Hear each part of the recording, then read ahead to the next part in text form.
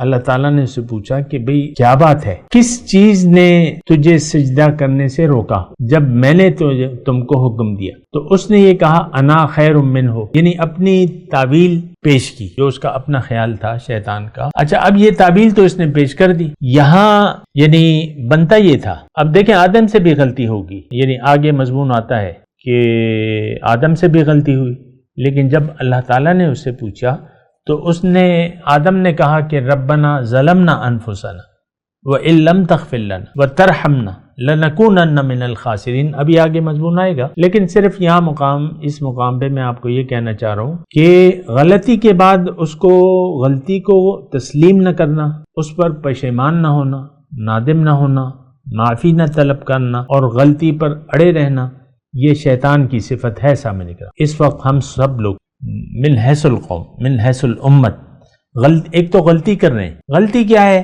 کہ ہم نے راہ بندگی سے انحراف کر لیا ہے۔ اب اس پر ہم دلائل بھی دیتے ہیں۔ دیکھیں، ہم اللہ کا کہنا یہ ہے کہ فاستقیموا الیہ واستغفروہ، اے لوگو اللہ کو منزل بنا کے اٹھ کھڑے ہو، نیت بدلو، اپنی استغفار کرو اور اللہ کی طرف رخ کر کے جٹ جاؤ اس کی بندگی کے لیے۔ لیکن ہم تو ایسا نہیں کر رہے۔